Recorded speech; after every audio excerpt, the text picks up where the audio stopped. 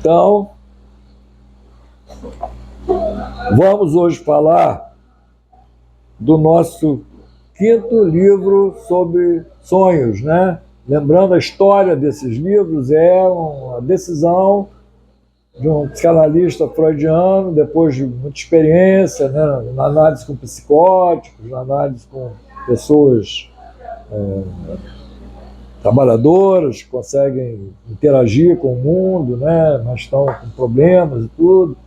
Então, essa experiência toda na área da psiquiatria, né, da psicopatologia, levou então ao interesse de resgatar o que o Freud teria deixado para nós realmente sobre estudar, né, pessoalmente, individualmente, que eu aconselho todos os profissionais de saúde a fazer isso. Tá? Vai lá e lê com os seus próprios olhos, né, com a sua própria mente, e se intera das informações que estão lá, porque vale a pena, é uma coisa de alto nível e que ajuda realmente na vida de todos nós que nos dispomos a fazer isso. Tá? Então, até bom que está aqui. Isso aqui é a coleção Conceitos Psicanalíticos, tem 10 volumes, tá? 7 já estão publicados. E aqui é a coleção Sonhos na Obra de Freud, tá? Que tem 7 volumes publicados e 15 volumes no total, né? Mais 8 a serem publicados ainda. Tá? Então nós vamos falar sobre o terço inicial dessa obra de 15 minutos, que é o Sonho na Obra de Freud, o seu volume 5, que é intitulado A Poderosa Cultura Onírica. Olha só, palavras novas aí, né? Expressões novas. Cultura onírica. Cultura sonhos, então pode dizer que o sonho é um produto cultural.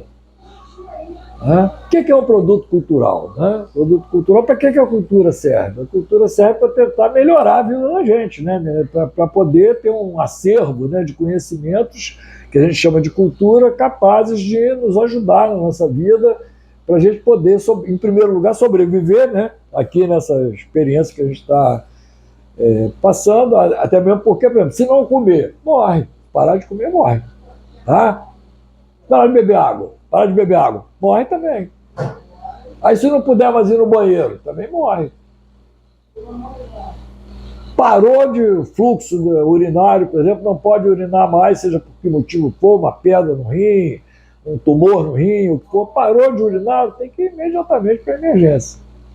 Não pode, não é possível viver sem as funções normais do corpo serem satisfeitas.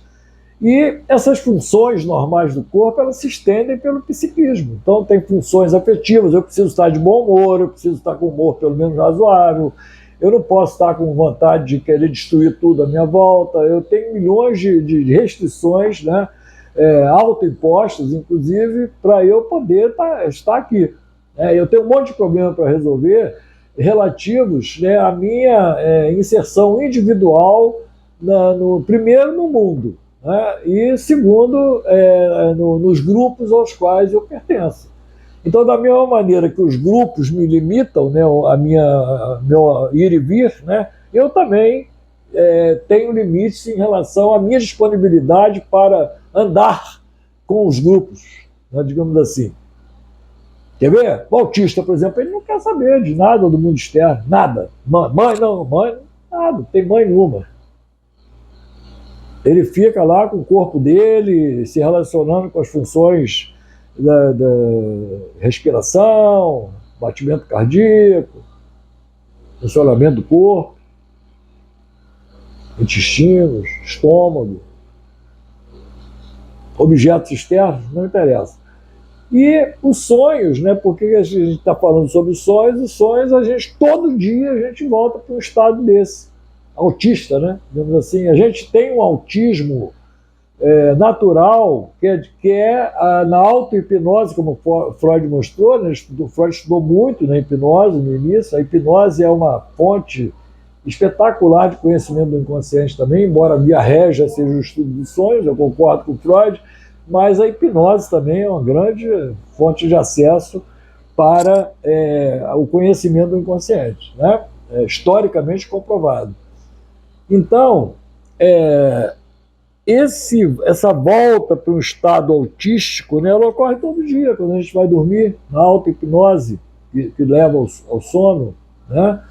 E ainda mais existe um estágio intermediário entre o sono e a vigília, que é o estágio do sono dos rápidos movimentos dos olhos, sono REM, Rapid Eye Movement, né? Então, esse sono REM ele ocorre 4 vezes a 6 vezes, em média 5 vezes, então, todas as noites, né? E a gente se lembra de praticamente zero ocorrências desse sonho. Mas se o pesquisador estiver com o eletroencefalograma sendo constantemente, né, tirado, né? A pessoa está ali com os eletrodos do eletroencefalograma na cabeça, né? E ele vai relatar o pesquisando, né, digamos assim, vai relatar que estava sonhando se ele for acordado nesse momento. Mais ainda, se ele for acordado nesse momento, tá, e toda hora não deixar ele sonhar, ele pode dormir 500 horas, mas ele vai ter distúrbios mentais porque ele não sonhou regularmente nessas 500 horas. Tá? E não demora muito não, são poucos dias. Então a gente pode dizer que o sonhar é uma necessidade fisiológica tão importante quanto comer, quanto dormir, quanto exercitar o corpo, beber água, né? Sonhar. Então, dormir, sonhar, beber água, se alimentar, poder excretar, né, a urina, as fezes, são funções inegociáveis da individualidade humana. Da mesma maneira como tem essas funções do corpo, né, tem as funções da mente também. Então, eu me respeitar, eu ter amor próprio, eu cuidar de mim, eu sobreviver, eu saber assim, me proteger das violências com as quais eu estou inserido, também fazem parte das necessidades da minha sobrevivência. Por exemplo, sem o sistema imunológico eu não consigo sobreviver. É outra necessidade também. Eu tenho que estar com o meu sistema imunológico bom. Uma depressão, por exemplo, ela diminui a eficiência do meu sistema imunológico. Tudo isso está comprovado cientificamente, não é? Então, tudo isso tem que ser computado na hora de avaliar a minha disponibilidade para conviver com grupos, sejam quais forem. Começar pela minha família, né, o colégio, o trabalho, o dia a dia, sair na rua. Se eu saio na rua, eu tenho que ver se eu posso, que horas, né? É bom ver que horas que eu vou sair. Se eu for sair 1 hora da manhã, por exemplo, no Rio de Janeiro, hoje em dia está cada vez mais perigoso sair. Tá? Então, se eu ficar a noite inteira, né, digamos assim, andando pela rua sem proteção nenhuma, andando a esmo pela rua, eu estou correndo risco, né, porque tem oportunidades, né, digamos assim, de agressões a pedestres nessa condição, né, muito maiores do que deveriam existir. Tá? Isso, na verdade, nem deveria existir. Tá? Bom, então vamos falar.